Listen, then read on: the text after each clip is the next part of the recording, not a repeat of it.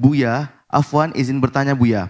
Ada kisah yang diceritakan oleh beberapa Habib dan Kiai mengenai Habib Fakih Al-Muqaddam yang dikatakan mampu mengalami Mi'raj selama 70 kali dalam sehari. Bagaimana pandangan Buya terkait hal ini dan bagaimana seharusnya kita sebagai umat muslim menyikapi kisah-kisah ini? Terima kasih Buya atas jawabannya. Wassalamualaikum warahmatullahi wabarakatuh. Pertama ada kaidah karomah. Di dalam memahami karomah harus ada kaidahnya supaya kita tidak keluar di dalam menceritakan karomat atau di dalam mempercaya karomat. Salah menceritakannya juga salah, salah mempercaya juga salah. Ada rambunya dong. Semuanya ada ilmunya. Kalau para ulama mengatakan mukjizat pada Nabi kalau terjadi pada umat adalah sebagai karomat. Itu pun harus ada rambu-rambunya. Bukan esok hari lalu berkata, aku mendapatkan Al-Quran sebagai mukjizat. Mendapatkan ayat baru mukjizat. Nggak boleh. Kan ini adalah mukjizat Nabi. Tidak ada rambu-rambunya dong. Ini adalah masalah karomah. Karomah ada, kita yakini. Ahli sunnati wal jamaatil asy'ariyah, khususnya kaum asy'ariyah, mengatakan karomah itu ada. Karomah ada. Kisah Siti Maryam adalah karomah. Sayyidina Umar, ya Sariyah al-jabal karomah. Dari tempat yang jauh Sayyidina Umar perdengarkan suaranya. Karomah ada. Loh, kalimat ada ini bukan harus ada di fulan-fulan, tidak ada karomah. Selesai. Karena menyebutkan kisah Al-Quran. Bahkan yang mengingkari karomat bisa saja kafir. Karomat secara umum bukan karomatnya fulan, beda. Bukan kalau Syekh fulan, Syekh Rifai, Syekh Abdul Qadir, bukan itu. Karomah secara umum kalau ada mengingkari adalah keluar dari iman. Kenapa? Disebutkan di dalam Al-Quran. Karomah yang artinya apa? Sesuatu kejadian yang luar biasa yang diberikan oleh Allah kepada selain Nabi dari hamba soleh. Seperti Maryam. Anna laki hadha. Maryam bukan Nabi disepakati. Ada khilaf sedikit sekali. Yang mengatakan Maryam Nabi perempuan. Kebanyakan bukan Nabi. Tapi dia diberi oleh Allah sesuatu yang luar biasa. Itu karomah. Yang mengingkari dalam Al-Quran ada. Cuman kalau mbah saya cerita ke Anda punya karomat, Anda boleh percaya belum? Tidak, saya cerita saya. Ini beda loh ya. Masalah kaidah mempercaya ini beda. Anda harus bisa memilah. Karomat secara umum ada. Nah, satu. Kemudian, apa sih yang harus disepakati untuk kita percaya? Yang kita sepakati berita tentang berita keramat kan gaib. Saya tidak tahu kejadiannya hanya waktu itu. Waktu yang telah lalu atau yang datang. Manusia diciptakan dari tanah, nggak ada yang melihat. Tapi Al-Quran menyebutkan. Al-Quran yang cerita. Karena Al-Quran mutawatir, qat'iyul wurud, qat'iyud dalalati, dalalah yang jelas, maknanya jelas, Quran mutawatir pasti benar, maka kita wajib percaya. Manusia adalah dari tanah. Penciptaan Adam. Biarpun kita tidak pernah melihatnya waktu itu. Karena yang beritakan Al-Quran. Atau satu hadis mutawatir. Termasuk kita bilang sam'iyat ini, lihat ini kaidah. Ini termasuk kita hubungkan deh. Masalah keramat di sini, sam'iyat. Apa yang wajib kita percaya tentang berita? Hanya dari hadis Nabi yang mutawatir, maknanya pasti tidak ada perbedaan pendapat, atau Quran mutawatir, Quran dan maknanya orang sepakati. Hadis Nabi yang ulama berbeda tentang makna, orang berbeda pendapat boleh dong. Ada imam ini mengingkari, imam itu mengingkari, ada. Itu hadis Nabi. Karena sahihnya adalah sahih khabar ahad, bukan khabar yang mutawatir. Ini hadis Nabi saja ada. Imam Abu Hanifah mengingkari, nggak dikatakan syirik kok. Karena bagi dia hadisnya tidak sahih. Ini urusan hadis. Lah kalau berita si fulan punya keramat, Anda tidak wajib percaya tentang keramatnya si dia. Ada pun mengingkari keramat tidak boleh. Ada orang mengatakan Syekh Abdul Qadir Jalani punya keramat begini-begini, Anda boleh tidak percaya. Sesuai dengan kemampuan logika Anda, ilmu Anda. Dan tidak mempercaya bukan mendustakan Syekh Abdul Qadir Jalani. Kenapa permasalahannya bukan Syekh Abdul Qadir Jalani? Yang cerita siapa? Loh, yang menceritakan ini loh. Ini kaidah karomah, jadi ilmiah dong, jadi sedikit ilmiah Anda. Permasalahannya bukan apa yang dilakukan Syekh Abdul Qadir Jalani. Atau tadi Syekh Fakih Muqaddam sebagainya. Siapa yang menceritakannya? Jangan-jangan ini dusta dinisbatkan pada Syekh Abdul Qadir Jalani. Syekh Abdul Jalani menutup pintu neraka. Ini loh. Kenapa dinisbatkan pada Syekh Abdul Qadir Jalani? Dari mana kisah itu? Apakah beliau ngomong sendiri? Oh itu ditulis dalam bukunya. Siapa yang menasah, yang menukil bukunya itu? Kan kita punya rambu-rambu keimanan. Inilah mempercayai keramat. Yang jadi masalah itu adalah Anda marah di saat saya, atau yang jadi masalah adalah saya marah di saat Anda tidak percaya dengan keramat guru saya. Loh kok saya marah dengan Anda? Memang wajib Anda percaya dengan keramat guru saya. Karena yang cerita saya, mungkin bagi Anda saya pendusta kok. Maka Anda tidak, kalau saya cerita guru saya punya keramat begini, Anda tidak harus percaya. Ingkar pun juga nggak perlu, Anda tidak perlu sambungkan. Karena apa? Wah, misalnya kami cerita, oh guru saya punya keramat subhanallah. Dia bisa berjalan dari Jawa Timur ini hanya 1 jam. Padahal saya itu adalah guyonan waktu itu. Tapi santri sebelah kanan nangkepi bener. Wah Buya ya punya guru dari Jawa Timur 1 jam. Wah cepet banget. Padahal saya guyonan. Cerita saya naik pesawat padahal itu nanti. Cuman yang satu nangkapi ini kayak keramat beneran, ini guyonan. Itu bisa ceritanya macam-macam loh di sana. Ceritanya keramat. Loh, model ini padahal saya juga tidak bohong. Saya hanya guyonan dari satu sisi. Nah, bisa jadi saya cerita beneran. Saya melihat saya punya guru begini. Saya punya guru Masya Allah suatu ketika dia kehabisan gula misalnya. Tahu ambil pasir jadi gula. Saya cerita dan saya benar. Anda tidak boleh percaya kok. Anda boleh nggak percaya? Karena ini bukan Quran yang harus Anda percaya. Berita dari saya, manusia, saya bukan nabi, yang bisa saja saya berbohong. Maka tidak wajib percaya dengan keramat. Ini kan kaidah.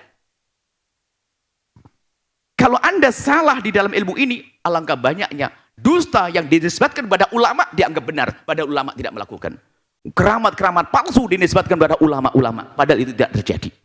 Berarti kita telah menodai ulama gara-gara kita tidak punya rambu dalam percaya. 70 kali Isra Mi'raj dinisbatkan kepada Syekh Fakih Muqaddam. Apakah benar menisbatkan cerita kepada beliau? Kecuali saya memandang dengan kebencian dengan kelompok Syekh Fakih Muqaddam. Wah, ini dusta dan sebagainya. Loh, kita tanya dulu, siapa yang menisbatkan kisah ini ke sana? Betulkah ada cerita ini? Seandainya betul cerita ini dalam rangka apa? Bukankah sering kita dengar ulama cerita Isra Mi'raj yang dilakukan Nabi adalah menghadap kepada Allah dalam Isra Mi'raj, dan itu hadiah buat kita, sehingga seorang muslim sehari tidak kurang berisra Mi'raj 5 kali, yaitu dengan sholat. Loh, bahasa begini ini kan bahasa memahamkan Isra Mi'raj seorang hamba adalah dengan sholat. Misalnya, bukan kami mengatakan Buya Yahya Isra Mi'raj 5 kali sehari, misalnya. Ini bukan pembelaan kepada Sayyidina Fakih Muqaddam dan sebagainya, kita membela kebenaran. Nah, kalau Anda tidak percaya, kalau itu Sayyidina Fakih Muqaddam ngomong apa kira-kira? Bukunya di mana bunyi? Siapa yang menukil cerita ini? Tadi murid saja bisa saja berbeda pendapat. Kalau murid berbeda pendapat, orang lain pun sangat mungkin boleh tidak percaya. Bisa jadi ada dimasukkan sesuatu yang berlebihan, bisa jadi. Sementara telah disepakati adalah seorang alim besar, Sayyidina Fakih Muqaddam. Kalau ada berita yang aneh-aneh, bisa saja. Kan banyak dikatakan oleh para ahli tasawuf, alangkah banyaknya al-madbu', seorang imam, rusak gara-gara adba' pengikut. Berlebihan. Ayo. Banyak kisah dinisbatkan kepada Imam Haddad, dusta. Kalau kita pengen tahu Imam Haddad dari mana, saya tahu Imam Haddad, saya tidak usah bingung-bingung. Saya baca bukunya, selesai. Risatul Mu'anah, Nasu'idiniyah. Semuanya, coba, indah. Mana ada keanehan-keanehan seperti yang diceritakan pendongeng-pendongeng? Loh, kita kan punya standar. Alhamdulillah bukunya Imam Haddad kita punya semuanya. Dari sisi mana ada kesesatannya? Dari bukunya. Oh cerita. Orang cerita bisa tambah-tambah. Ada tambahannya dan sebagainya. Makanya banyak rusaknya matbu' gara-gara adba'. Imam besar Syekh Abdul Qadir Jailani banyak dalam kitab-kitab cerita tentang keramat-keramat Syekh Abdul Qadir Jailani yang Wali Songo banyak keramat-keramat palsu. Sampai ada satu catatan langsung kami dustakan. Ada satu sunan di Jawa menikah dengan Nyi Roro Kidul. Tidak percaya, bohong itu. Kok sunan wali nikah dengan Nyi Roro Kidul? Ini kayak begitu. Katanya keramat. Loh keramat kok begitu? Gak ada. Ayo misalnya. Ya, kita kan punya standar ilmiah. Oh itu betul ada di buku ini. Siapa yang menukil buku itu? Kemudian setelah itu apa? Anda tidak percaya, nggak ada masalah, selesai. Kalau Anda langsung menjelekkan Sayyidina Fakih Muqaddam, loh apakah betul dia mengatakan dan mengakui? Dan bahasanya, narasinya apa? Waktu beliau ngomong apa?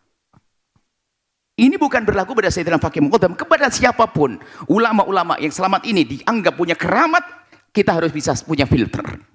Biasa pengikut kadang punya tambahan. Ceritanya sedikit ditambah sedikit. Ada tambahan-tambahan. Tapi ulama-ulama punya standar di dalam melihat sebuah kisah. Bukankah ada dusta yang disebutkan pada Nabi? Ada atau tidak?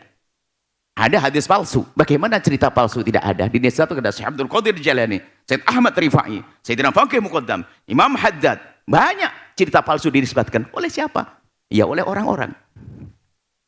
Kemudian setelah itu ya selagi itu hadis palsu ya jangan dibawa dong. Sedihati cerita itu tidak sesuai dengan rambu-rambu syariat, jangan dinisbatkan kepada Syekh Abdul Qadir Jalani. Kalau tidak salah kita juga pernah ditanya tentang keramat Syekh Abdul Qadir Jalani yang aneh tidak tahu apa itu. Tidak mungkin seperti itu. Ada rambu-rambunya dong. Syekh Abdul Qadir Jalani orang besar. Orang yang bermadhab Hambali, tapi beliau berfatwa dengan dua madhab Hambali Syafi'i. Karena hebatnya beliau. Ayo. Sayyidina Faqih Mu'tabar orang alim, orang besar. Adapun jika ada cerita-cerita yang ditempelkan kepada beliau, kita punya filter. Jangan menjelekkan Abdul Qadir Jalani pada Syekh Fiqih Muqaddam. Ya membawa cerita itu barangkali. Kemudian maksudnya 7 kali Isra Mi'raj itu seperti apa maksudnya? Atau hanya mungkin dia sholat 27 kali? Karena sholatnya seorang hamba adalah seperti Isra Mi'rajnya Nabi dalam arti saat itu menghadap khusus kepada Allah dengan at-tahiyatul mubarakatuh. Mungkin kita tidak tahu seperti apa. Hari ini kami berikan rambu-rambu Anda di dalam bicara tentang keramat. Anda yang bercerita tentang keramat, kiai Anda, ulama Anda, guru Anda, sebatas Anda bercerita. Kalau orang tidak percaya, Anda tidak perlu marah. Karena tidak wajib percaya dengan cerita Anda. Yang wajib percaya dengan adanya keramat. Saya cerita tentang keramat wali guru-guru saya, Anda tidak wajib cerita. Sebab yang cerita saya. Saya bisa bohong. Ini rambu-rambu supaya kita punya adab. Jangan langsung Syekh Abdul Qadir Jalani. Ini kan lihat orang yang anti keramat, anti tasawuf. Syekh Abdul Qadir Jalani dihujat habis-habis, lihat anti tasawuf. Bilang Syekh Abdul Qadir begini. Wah, jelek banget Syekh Abdul Qadir Jalani. Imam Haddad juga begitu. Bisa jadi gilirannya Sayyidina Faqih Muqaddam. Ayo kita punya rambu-rambu. Seperti ini loh, ayo. Kalau memang tidak sesuai dengan rambu-rambu syariat misalnya, keramat yang disebut kepada siapapun kita pending. Mungkin salah menceritakannya. Saya tidak wajib percaya dengan itu. Menisbatkan perkataan yang buruk bisa saja orang masih hidup, apalagi setelah meninggal dunia. Syekh Abdul Wahab Sya'rani, beliau dalam kitab Mizannya bercerita, atau Tambiul Muhtarinya. Dia bercerita, beliau itu tiba-tiba di satu kota atau di Mesir atau dimusuhi sama orang. Orang pada benci dengan dia. Bingung dia. Gara-gara kitabnya tersebar ke sana. Kaget, kenapa aku jadi dimusuhi gara-gara kitabku? Rupanya di kitabnya beliau sudah ditulis ulang oleh orang, ditambahi di dalamnya yang bertentangan dengan syariat. Lalu dia berkata, aku masih hidup saja ada orang malsukan buku saya. Apalagi setelah aku hidup, setelah aku mati. Ada dinisbatkan kepada ulama. Makanya kita itu harus punya rambu-rambu dong dalam menilai.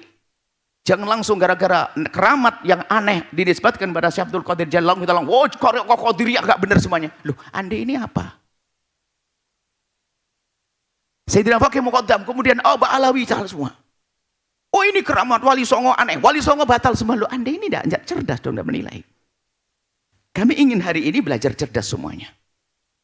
Terserah Anda menilai seperti apa setelah ini. Kami ingin ini, baca kitab Samiyat. Kami letakkan rambu-rambu keimanan. Macam-macam dalam dunia tasawuf, kisah Khidir alaihissalam. Yang tidak percaya adanya Khidir tidak kafir kok. Yang nggak boleh adalah tidak percaya ada seorang laki-laki soleh yang ada di dalam Al-Quran. Namanya bisa berbeda pendapat. Yang mengatakan Khidir sudah meninggal hari ini juga tidak kafir kok. Karena ada yang mengatakan dalam ulama kita, Khidir sudah mati saat itu. Ada Khidir mati pada zaman Nabi. Atau nama Khidir sendiri. Contoh ini disebutkan di sini, cara mengiman. Kadang-kadang orang itu urusan-urusan begini langsung berantem. Kamu tidak percaya kalau kiai saya ketemu Khidir ya? Kurang ajar kamu dengan kiai saya. Hei, ada kiai ulama yang ngomong Khidir sudah meninggal dari dulu. Dan itu tidak kafir. Loh, ini kan masalah ilmiah. Repot masalah ilmiah digabung dengan masalah fanatik. Kalau kami yang dinisbatkan kepada Syekh Abdul Qadir Jalani, Sayyidina Faqih Muqaddam yang aneh-aneh, tidak. Kami husnudonnya adalah itu tidak benar dinisbatkan kepada Syekh Abdul Qadir Muqaddam. Mungkin penukilnya yang tidak benar. Kalaupun seandainya benar, mungkin maknanya adalah mungkin. Kita tafsir, takwili. Maknanya apa? Beliau sholat banyak, ya 27 minimal. Sholat adalah Isra Mi'rajnya seorang hamba dalam arti menghadap secara spesial kepada Allah. Puasa dianggap menghadap kepada Allah. Umrah menghadap kepada Allah. Tapi dalam sholat itu sendiri adalah gambaran Isra Mi'rajnya Nabi adalah waktu berdialog dengan Allah dengan at-tahiyatul mubarakatuh, salawatu thayyibatu lillah. Itu adalah dialog langsung dengan Allah. Lalu dikatakan Isra Mi'rajnya seorang hamba adalah sholat. 5 kali dalam sehari kita menghadap kepada Allah dengan khusus. Allahu Akbar. Menghadap ke arah yang sama semuanya. Nah ini maknanya. Orang nukil. Buya Yahya Isra Mi'raj 5 kali dalam sehari. Ngalang-ngalai Nabi Muhammad. Anda ini misalnya. Ini bukan masalah pembelaan. Kalau ada yang tidak benar dinisbatkan kepada Syekh Abdul Qadir Jalani, bukan Syekh Abdul Qadir Jalani yang menisbatkan. Banyaklah kita mengumpulkan cerita-cerita yang dinisbatkan dengan dusta pada Syekh Abdul Qadir Jalani. Mungkin buat halaqah khusus. termasuk Imam Haddad. Dan kami banyak mengingkari cerita-cerita yang dihadirkan pecinta-pecinta Imam Haddad dinisbati kepada Imam Haddad. Kami katakan, untuk kenal Imam Haddad tidak dari cerita yang bermacam-macam, cukup dengan bukunya yang hebat. Kurang apa ayo? Bukunya ditulis oleh beliau, dibacakan untuk kepada muridnya, diperdengarkan, ditulis, ditaskeh terus, diulang-ulang. Allah. Bahkan beliau adalah salah satu orang, Imam Haddad misalnya, yang mewaspadai kita, mewanti-wanti kita agar tidak baca buku-buku yang menyeramkan dalam urusan tasawuf yang berlebihan. Loh, ini sebagai contoh, Pak Ikhwan. Setelah itu ayo kita indah. Jangan hanya mencari-cari kesalahan yang dinisbatkan pada seorang ulama untuk menghujat pengikutnya. Qadiriyah sesat, Rifaiyah sesat, ini sesat, hanya gara-gara keramat-keramat palsu yang dinisbatkan misalnya. Kita punya rambu-rambu. Adapun yang ditanyakan kita perlu cek, betulkah sanadnya cerita kepada dia.